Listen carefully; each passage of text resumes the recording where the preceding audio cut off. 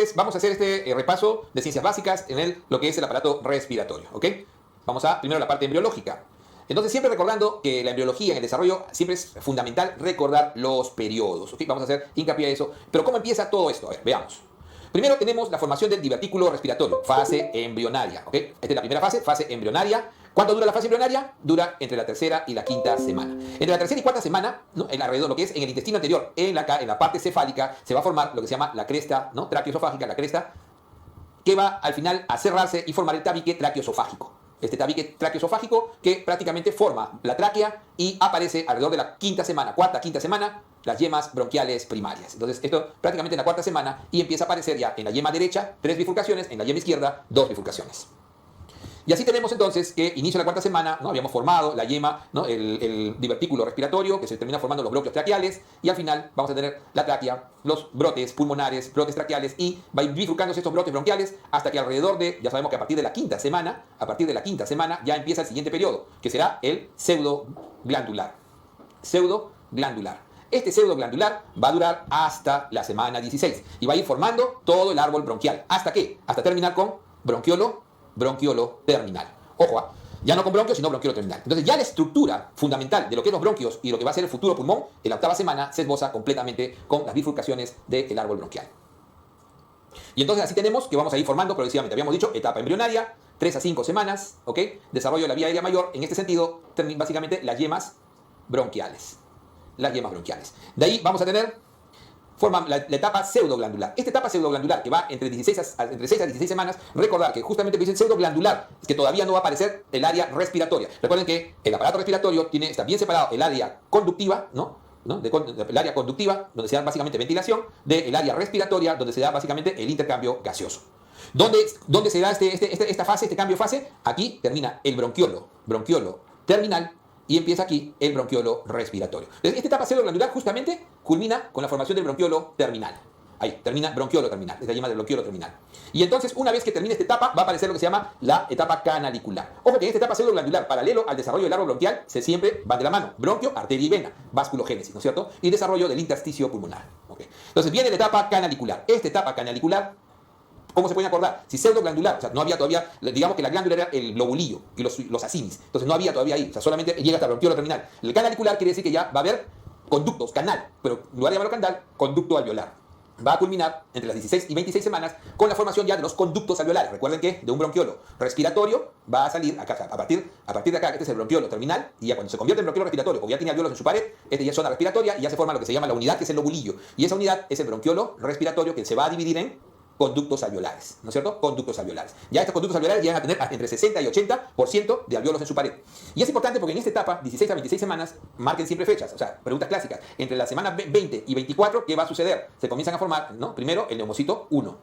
Es el que del intercambio, la célula plana, el epitelial alveolar plana, que hace el intercambio de la hematosis. Y alrededor de la semana 24 ya comienza a formarse el neumocito 2 y los cuerpos lamelares. Y entonces ya empieza a formarse surfactante. 22 a 24 semanas, surfactante. Surfactante al interior de los neumocitos 2. ¿Ok? Ya ahí aparece el surfactante. Viene la etapa sacular. Esta etapa sacular ya se llama así justamente porque va a formar ya los sacos terminales. Recuerden que de ahí vienen ya los sacos alveolares. Los sacos alveolares tienen 100% de su pared es alveolos. Entonces, estos sacos terminales que ya van a terminar formando los futuros alveolos progresivamente. Va desde la semana 26 hacia el nacimiento. El surfactante ya aparece en el interior del alveolo. Y comienza ya a haber surfactante, aunque todavía no es suficiente para que pueda vencer la tensión, disminuir la tensión superficial y no colapse el alveolo. ¿Cuándo será suficiente? Generalmente la cantidad suficiente que produce alrededor de la semana 34. Entonces ya hay en el alveolo surfactante a partir de la semana 24-26, sí, y ya aparece progresivamente hasta que en la semana 34 hay suficiente cantidad para que no colapse el alveolo. Entonces aparece el surfactante, se forman los sacos para terminar formando toda la estructura del lobulillo y toda la estructura de los sacos alveolares. ¿Okay? Mientras que la etapa alveolar netamente viene ya cuando empieza el intercambio gaseoso, madura, entonces empieza a cumplir su función. ¿Quién? Comienza a cumplir su función básicamente el neumocito 1. Entonces se da básicamente desde la semana 32, que ya pueden hacer, no, ya es viable para poder cumplir esta etapa de intercambio, hasta los 8 años en que al nacer, aproximadamente se tiene entre 20 y 25 millones de alveolos, y ya un adulto tiene alrededor de 300 millones de alveolos. Esto es fundamental. Entonces, vamos viendo solamente esta etapa, nuevamente para repasarlo. Etapa embrionaria, no se olviden, 3 a 5 semanas. Brotes pulmonares. Diferenciación entre tráquea y bronquio. Esto es clave. ¿Ok? Brotes pulmonares. Periodo embrionario. ¿Cuándo aparece el brote? Semana cuarta.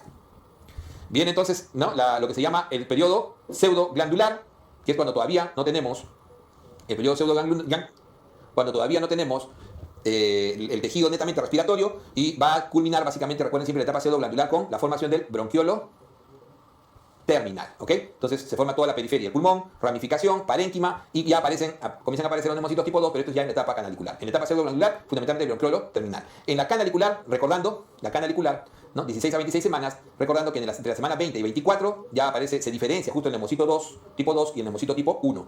Y acá ya aparece el surfactante.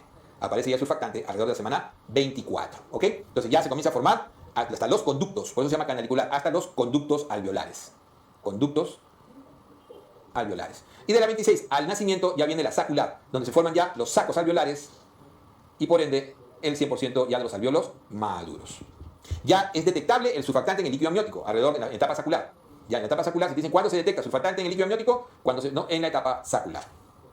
Ya en la etapa alveolar, ¿no?, entonces desde la semana incluso 32, idealmente desde la 36, que ya por eso empieza el periodo de nacimiento, ¿no?, de feto viable a los 8 años, ya los alveolos se forman maduros y proliferan y se expanden, de tal manera que nace con 20 a 25 millones, para terminar el adulto con 300 millones de alveolos. Recuerden que si toman una muestra de gases arteriales en el feto intraútero, tendrán, ¿no?, un oxígeno muy bajo, porque acuérdense que ustedes están midiendo el oxígeno diluido en la sangre. La hemoglobina fetal, que es la que predomina, tiene mucha mayor afinidad que la hemoglobina común. Entonces, la hemoglobina fetal, al ser más afín por el oxígeno, entonces va a permitir una buena oxigenación de los tejidos. Sin embargo, al medir el oxígeno circulante, que acuérdense que lo que se mide, lo que está diluido, va a estar bajo. Entonces, si ustedes le dicen, ¿quién tiene hipoxemia? Pero sin hipoxia, típico del feto, ¿ok? Eso es característico del feto. Entonces, venimos a este set básicamente para poder concluir lo que hemos visto de esta etapa embrionaria, que es sencilla, ¿no? Simplemente acordarse que el periodo embrionario, entre 3 a 5 semanas, en realidad entre la tercera y cuarta semana se va a formar los brotes pulmonares, ¿no? Entonces, es la diferenciación básicamente de lo que hace tráquea y bronquios. Entonces, bronquio derecho, bronquio izquierdo, con 3 segmentos el derecho y 2 segmentos el izquierdo. La etapa pseudoglandular, que va entre 6 a 16 semanas, justamente se llama pseudoglandular porque en realidad no va a llegar a formar todavía ninguna vía, lo que se llama la zona respiratoria, aún no se forma. Recuerden que tenemos una zona ventilatoria y una zona respiratoria. ¿Cuál es la diferenciación entre las dos? Siempre, el bronquiolo terminal, que se convierte en bronquiolo respiratorio. Entonces, en la pseudoglandular, acuérdense, pregunta clásica, en la pseudoglandular termina con la formación de ¿qué? De bronquiolos terminales. Entonces, se hace la periferia del pulmón, se ramifica el árbol bronquial, y la formación del parénquima viene posteriormente. Entonces, en la etapa pseudoglandular, fundamentalmente, se va a ampliar el árbol hasta bronquiolo respiratorio. Todavía no aparece el lobulillo. O sea, recién va a aparecer el lobulillo. Recuerden que la unidad es el lobulillo. El lobulillo aparece en la etapa canalicular, ¿no? La etapa canalicular, que va a llegar básicamente hasta el conducto alveolar. O sea, ahí la ramificación va a llegar hasta el conducto alveolar, antes de que se forme el saco.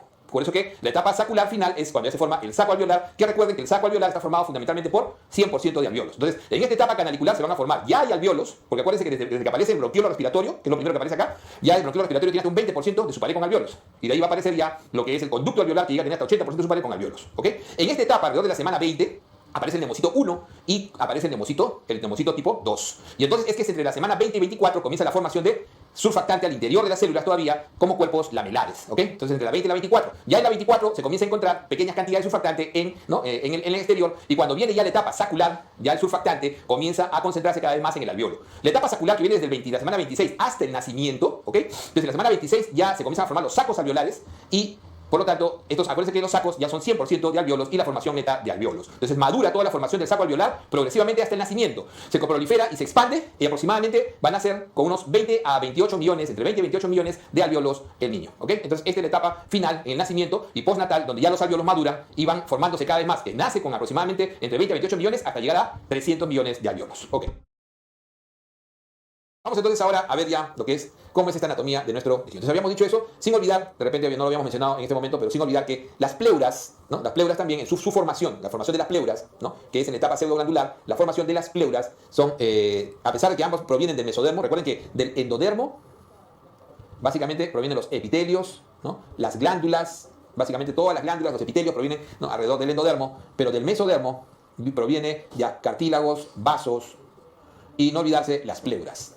Las pleuras provienen del mesodermo, ¿no?, origen mesodérmico, pero tienen un origen del mesodermo pulmonar, la pleura visceral, y del mesodermo celómico, la pleura parietal. Recordad que hay una pleura parietal y una pleura visceral. Esta pleura parietal, no se olviden, es aquella que proviene del celómico, del mesodermo celómico, y tiene terminaciones sensibles, nociceptivas. Entonces, esta es la que siente dolor. Y otra característica tiene la pleura parietal, la que está alrededor, pegada a la caja torácica. Produce líquido. Entonces, aproximadamente hay entre 20 y 30 mililitros de líquido que separan ambas hojas pleurales. No es medible, normalmente no se mide. ¿Cuándo se dice que ya es derrame pleural? Cuando supera los 50 mililitros. Acuérdense, 50 mililitros para arriba, eso es derrame pleural. Entonces, es la pleura parietal la que tiene terminaciones de dolor, la que produce el líquido y es reabsorbida ¿por quién? Por la pleura visceral. La pleura visceral tiene la capacidad de reabsorber y hace el circuito de la producción del líquido pleural. ¿Ok? Un líquido pleural que tiene un pH 7.64 normalmente, que está entre 20 y 30 mililitros en total, ¿no? Y las pleuras nunca se tocan, excepto cuando llegan a este nivel, a lo que se llama el ligamento pulmonar. Ahí se unen las dos hojas pleurales, la visceral y la parietal, para formar el ligamento pulmonar por encima de la caína. Entonces, este es lo característico. Este tiene tejido mesenquimatoso, marcador tumoral, CA125, no se olviden eso. ¿Ok? Y en la pleura visceral es donde generalmente va a haber la reabsorción. Y es en la pleura parietal donde se suelen asentar los granulomas y las células tumorales. Entonces, eso es solamente para anotar lo que falta de esta parte. Recuerden que las pleuras tienen presión negativa, menos 5 milímetros. Y eso es lo que hace posible que una expiración sea espontánea, sin trabajo. ¿No? Simplemente regresa por presión negativa el pulmón a su estado basal. Entonces, por eso es que funciona en su mecánica básicamente con el músculo respiratorio por excelencia, el diafragma. Y entonces vamos a ver ahora cómo es toda la estructura, ¿no? Anatómica. Y habíamos visto que hay una zona llamada conductora. La zona conductora básicamente, ¿no?, se encarga de que la ventilación sea correcta y llegue el aire en forma adecuada a nuestro alveolo, sacos alveolares y al alveolo. Eso es fundamental. Para que eso pueda suceder, todo este espacio que es muerto, porque no hay intercambio, es fundamental, porque tiene que estar permeable. ¿Ok? ¿Cuál es la característica? Como vemos acá, tiene un tejido especial, tiene un epitelio que se llama pseudoestratificado, cilíndrico ciliado. Cada una de estas células epiteliales ciliadas tiene aproximadamente 300 cilios. Cilios que miden aproximadamente 4 a 5, ¿no?, micras, y que es fundamental, ¿no? Es fundamental su movimiento para que puedan mover la capa de moco, que ahora lo vamos a ver en un momento cuál es la estructura de esa capa de moco. Capa de moco que, como ven acá, va a ser formada por las glándulas mucosas, ¿no?, que son 97% del moco. El moco es 97% agua y 3%, ¿no?, estructuras sólidas. La más importante de ellas, ¿no?, la mucina, que es una glicoproteína. Esta mucina, ¿quién la produce? La célula caliciforme. La célula caliciforme. ¿Ok? Entonces son las células más importantes. De la célula caliciforme forma la mucina, que hace posible que este moco sea afilante y que pueda atrapar estructuras y pueda permitir un movimiento. Atrapa estructuras y el cilio puede mover ese moco gel por encima de lo que se llama el moco sol. Después le voy a explicar eso con mayor detalle. ¿Ok? Entonces, esta es la estructura, de esa manera se defiende y tiene cartílago, que a nivel de la tráquea, el cartílago tiene forma de herradura, con una hendidura posterior. Mientras que a nivel bronquial, los cartílagos, ¿no?, son fundamentalmente, ¿no?, ya en la parte especialmente intrapulmonar, la estructura no es homogénea, ¿no? Entonces está como partido, como pequeños pedazos de cartílago. Entonces, este es como se ve acá. Entonces, esta es la estructura, básicamente. Entonces, tenemos la adventicia, el cartílago, la submucosa, donde la principal estructura es la glándula, ¿no?, la glándula mucosa, y el epitelio, donde predominan básicamente las células ciliadas, ¿no?, del epitelio pseudoestratificado, cilíndrico ciliado, porque así todas llegan hacia la membrana basal, todas tienen acceso a la membrana basal, y también existen algunas otras células, como por ejemplo las células Aput y algunas otras más. Y entonces, esta es la estructura fundamental. Entonces, toda esta zona, este árbol bronquial, termina la zona conductora en lo que se llama el bronquiolo terminal. Bronquiolo terminal. Entonces, este bronquiolo terminal, ¿por qué no se llama bronquio terminal? No, el último bronquio que está acá tiene todavía cartílago. Este bronquio final, y todos los bronquios se van a diferenciar. Este es el tejido, este es el bronquio. El bronquiolo ya no tiene, entonces, ¿qué no tiene? Le vamos a poner acá. Ya no tiene cartílago, pregunta examen. Ya no tiene cartílago, predomina fundamentalmente músculo. Y es ahí donde se produce el mayor broncoespasmo, por ejemplo, el asma, en los bronquiolos, ¿ok? Y sobre todo en los conductos alveolares, con los bronquiolos y conductos alveolares. Ahí se da el broncoespasmo fundamentalmente. Entonces, ya no tiene cartílago, ya no tiene glándula mucosa. Por lo tanto, esta estructura de defensa basada en la producción de moco desaparece, ¿no? Se desaparece. Y por lo tanto, ya no tendrá célula caliciforme. ¿Se dan cuenta? Ya no tendrá célula caliciforme. Entonces, esto es característico del bronquiolo. Recuerden que acá va a venir después el bronquiolo respiratorio, con la misma característica. ¿Cuál es la diferencia? Que el bronquiolo respiratorio a esta característica le va a sumar el hecho de que va a tener alvéolos en su pared, nada más. Y el grosor. Este bronquiolo, los bronquiolos terminales ya tienen menos de 1 milímetro, y este de acá tiene menos de 0.5 milímetros. O sea, a partir de acá se va estrechando hasta que en el alveolo tiene menos de 0.25 milímetros. Entonces, de esa manera va disminuyendo totalmente el calibre. Entonces, sigamos en la zona conductora. Entonces, acá tenemos el bronquiolo terminal. Todavía no hay alveolo en su pared, todavía no hay intercambio gaseoso, por lo tanto sigue siendo zona conductora, pero ya tiene esta estructura importante. Cada bronquiolo terminal dará lugar, en su división de bronquiolos respiratorios, a lo que se llama un lobulillo. El lobulillo es la unidad funcional del pulmón, lobulillo pulmonar. ¿Ok? Esta es la estructura básica. Recordad que estas glándulas pueden dar características que vamos a definir ahora. Ahora, la zona respiratoria. La zona respiratoria, entonces acá habíamos definido nosotros, venía nuestro bronquiolo terminal. Pero ahora, ¿qué va a aparecer? Ahora aparece nuestro bronquiolo respiratorio. Y el bronquiolo respiratorio, en su estructura, es idéntica al bronquiolo terminal. O sea, estamos acá. Ya la célula va a ser cúbica, prismática, con muy pocos cilios o casi ausente de cilios, sin células caliciformes, sin cartílago y sin glándulas mucosas. Este bronquiolo respiratorio puede llegar a tener hasta un 20% de alvéolos en su pared. Por ello se llama bronquiolo respiratorio y se constituye ya en zona respiratoria porque estos alvéolos ya están conduciendo a intercambio gaseoso. ¿Ok? Eso es fundamental. Entonces acá hay algunas células que pierden, ¿no? Que pierden esta estructura de pequeños cilios y aparecen lo que se llama las células claras. Estas células claras producen tensoactivo. Pequeñas cantidades de tensoactivo. Entonces ya comienza a aparecer, por eso que ya no se necesita la estructura rígida, el músculo y el tensoactivo se mantiene la patencia de este conducto. Entonces este conducto ya comienza a producir, tienes lo que se llama células claras, además del epitelio, ¿no? Del epitelio cúbico prismático, que tiene el típico bronquiolo respiratorio. Bronquiolo respiratorio que va a dar paso a los 2 a 3 conductos alveolares. Conductos alveolares, los cuales, estos conductos alveolares, 2 a 3, ya tienen un 80% de alvéolos en su pared, ¿ok? Conductos alveolares. Entonces, estos conductos alveolares van a dar paso ¿a qué? A esta estructura, el saco alveolar. Saco alveolar que está constituido en un 100% de alvéolos, ¿ok? 100% de alvéolos, el saco alveolar. Este saco alveolar, que ya es la estructura final de este lobulillo, este saco alveolar tiene ya el alvéolo, nuestro alvéolo. Alvéolo que siempre está bien irrigado para poder permitir, ¿no es cierto?, en su vaso, por acá viene la sangre venosa y saldrá ya oxigenada. Y entonces esta cavidad necesita siempre estar libre. De eso se encarga la zona conductora, de que llegue a este nivel. A este nivel tiene que llegar lo que se llama el oxígeno o la presión a mayúscula alveolar de oxígeno alrededor de 100 para poder producir la diferencial o la gradiente alvéolo arterial. Entonces esos son todos los fenómenos, eso es lo fundamental. Entonces toda esta estructura que parte de un bronquiolo terminal, ¿cómo se llama esa estructura? Se va a llamar, vamos a ponerlo acá, lobulillo respiratorio. Es la unidad, ¿ok? Lobulillo respiratorio. Una característica interesante que no debemos olvidarnos es que entre bronquiolo respiratorio y otro bronquiolo respiratorio puede darse un conducto. Entonces puede haber conductos entre un bronquiolo respiratorio y otro bronquiolo respiratorio. Y esos conductos se llaman conductos de Martin. Conductos de Martin. Puede darse también la unión entre un bronquiolo respiratorio con alvéolo. Y eso se llamará conducto de Lambert. Esto es interesante, porque eso hace posible que haya una dinámica de conducción. Cuando hay alguna pequeña obstrucción, habrá maneras en que se puedan comunicar, incluso hacia el alvéolo directamente, ¿no? Si pasa por el conducto alveolar, desde el bronquiolo, o incluso entre ellos, entre los bronquiolos. Y también los alvéolos tendrán poros entre ellos, que vamos a ver mejor en un dibujo en un momento. Esos poros se llaman poros de Kohn. Poros de Kohn, que permite cada alvéolo tener una pequeña abertura que va entre 3 y 13 micras entre alvéolo y alvéolo. Ok. Solamente para regresar un poco, ¿se acuerdan de que estábamos en la zona conductora? Entonces, en la zona conductora, ¿no? Vamos a ver cómo es esto del moco y las glándulas mucosas. Y entonces tenemos que en la zona conductora, habíamos dicho que este epitelio pseudoestratificado, cilíndrico ciliado, tiene la producción del moco, fundamentalmente. Moco que se produce, acá viene la glándula mucosa, que va a producir la mayor cantidad de líquido, el mayor volumen. Este moco, como sabemos, tiene 97% de agua. Y el principal componente sólido va a ser la mucina. La mucina que lo va a producir la célula caliciforme. Entonces, esta célula caliciforme produce lo que se llama el moco gel, que es un moco espeso, rico en mucina, que la mucina tiene la capacidad de aumentar su volumen hasta con el agua en un 600%. Entonces, esto es un moco más filante, un moco gel, que puede tener la mayor capacidad de atrapar cuerpos extraños. Pero necesitamos que el líquido periciliar, llamado también moco sol, y este moco sol lo produce fundamentalmente las glándulas mucosas, el moco sol, que es fundamentalmente agua, o llamado también a veces agua periciliar. Esta capa de agua periciliar generalmente debe superar el tamaño de los cilios.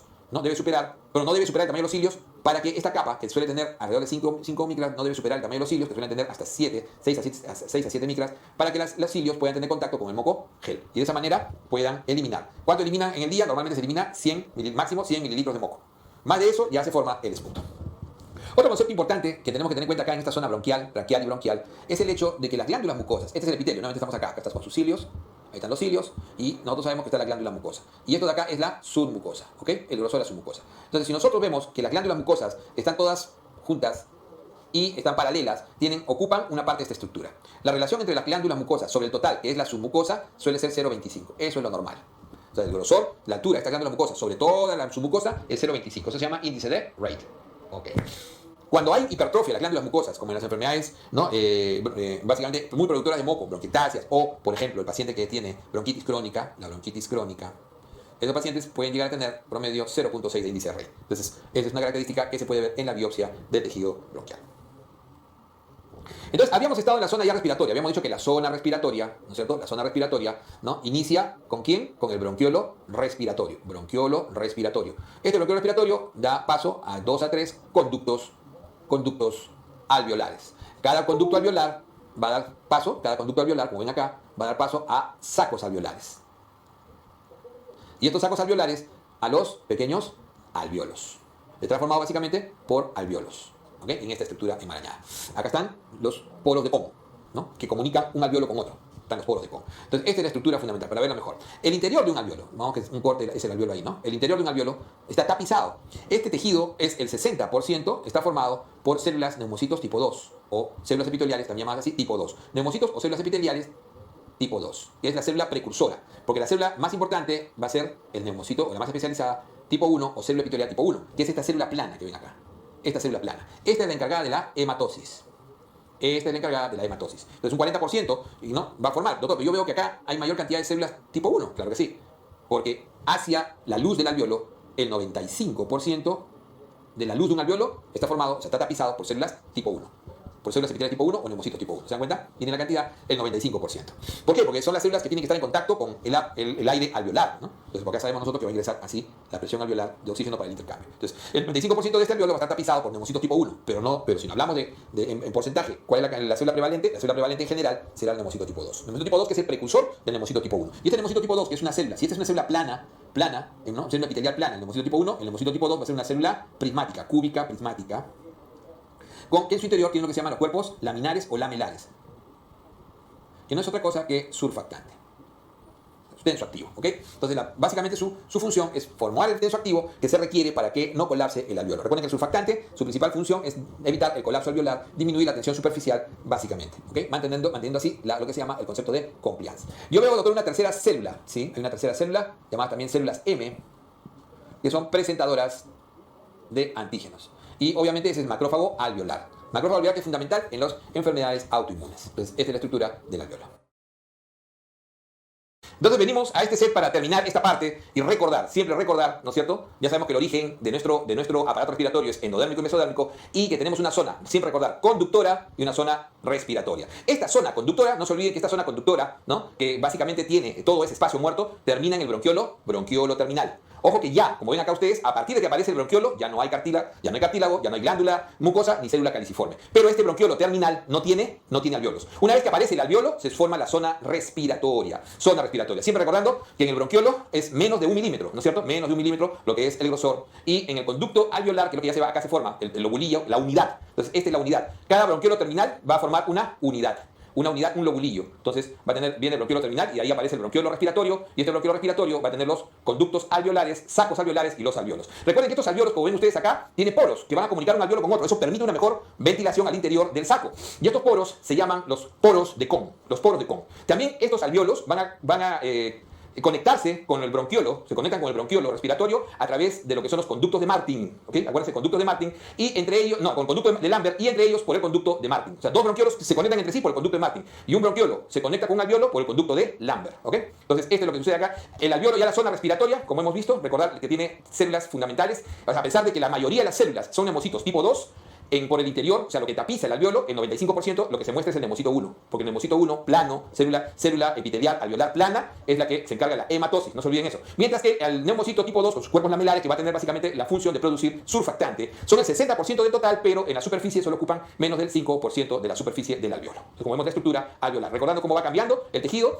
al inicio, tráquea, bronquios, tenemos nuestra célula, ¿no? nuestro epitelio celulosastificado cilíndrico ciliado, aproximadamente 300 cilios por célula, tenemos la célula caliciforme, que desaparecen acá, donde ya es, ¿qué cosa? Bronquiolo. En el bronquiolo desaparece el cartílago, como ven ahí, desaparece la glándula y desaparece también lo que es la célula caliciforme que forma la mucina, ¿no es cierto? Aparecen las células básicamente claras. Ok. Vamos entonces ahora a ver lo que es la parte ya anatómica pura.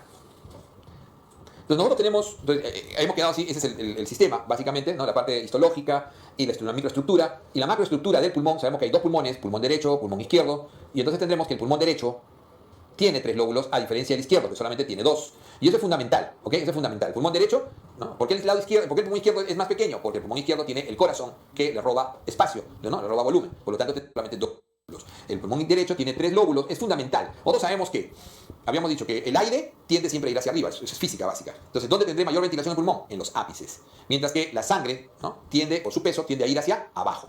Y por lo tanto, ¿dónde tendré mayor perfusión?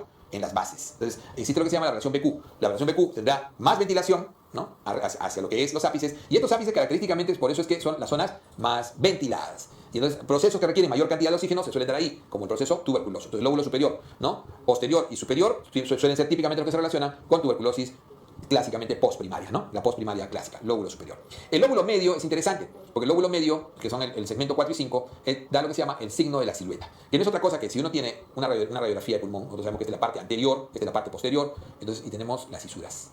Y entonces este es el lóbulo superior, este es el lóbulo medio, el lado derecho, y este es el lóbulo inferior, visto en la lateral. Entonces, si yo tengo un proceso de condensación en el lóbulo medio, va a coincidir con la densidad del corazón. Y entonces, visto de frente, ¿no es cierto? Vamos a tener así. Entonces, esta condensación se va a perder y no va a tener límite con respecto a lo que es la densidad cardíaca.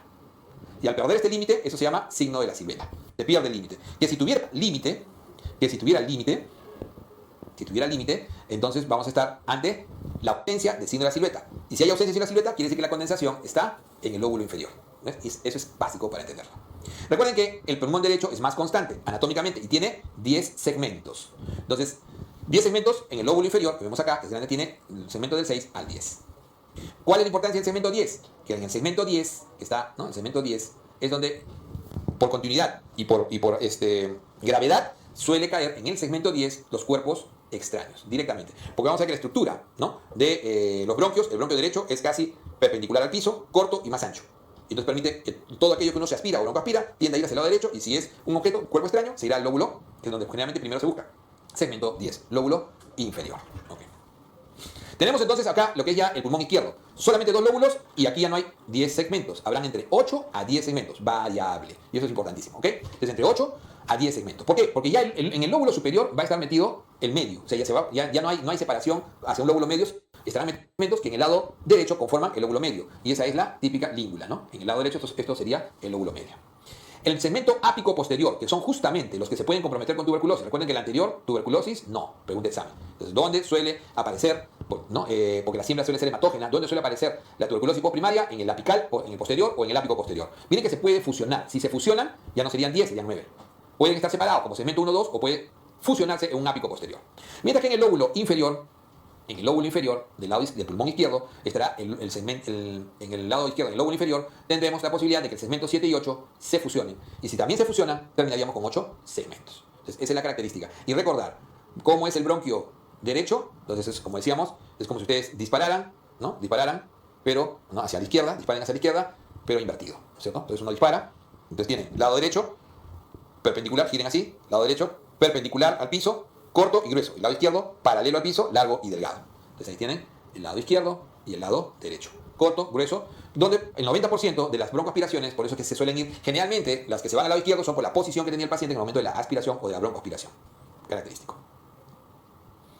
Y el drenaje linfático tiene una característica anatómica importante. Este es el lado derecho y este es el famoso conducto torácico, llamado así, que es la vena linfática más gruesa del organismo, donde ¿no? se drena más del 60% de la linfa, y este es el conducto linfático izquierdo. Si se dan cuenta, el conducto linfático izquierdo va por detrás de la yugular, mientras que el conducto torácico va por delante, en el lado izquierdo de la yugular. ¿Por qué es importante esto? Es importante porque si ustedes colocan un catéter central entre la aguja acá, la posibilidad de que puncen el conducto linfático izquierdo es casi nula. Mientras que si ustedes colocan un catéter central en el lado izquierdo, entran por el lado izquierdo, perdón, este es el izquierdo y derecho. Izquierdo y derecho. Entonces es el lado derecho. Entonces el lado derecho, conducto linfático derecho. Es el problema de mirarlo así de esta manera. Y acuérdense que el conducto torácico en el lado izquierdo. Entonces en el lado izquierdo está el conducto torácico y este es anterior en su drenaje. Entonces si ustedes ponen un catéter por el lado izquierdo, tranquilamente punzan el conducto torácico y en lugar de sacar sangre, sacarán leche.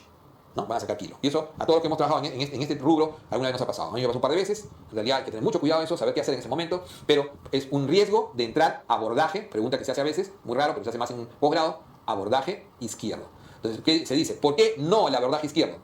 ¿Por qué se prefiere el abordaje derecho siempre? Para colocar catéteres, para poder colocar tanto en la subclavia como en la yugular, catéteres centrales, ¿no? O introductores centrales. No el abordaje izquierdo, uno, por la presencia del conducto torácico, que es anterior. Segundo, porque el ápice es más alto. Recuerden que acá está el corazón, a este lado, y va a elevar el ápice a ese lado. Y tercero, porque tiene 25% de más variantes anatómicas.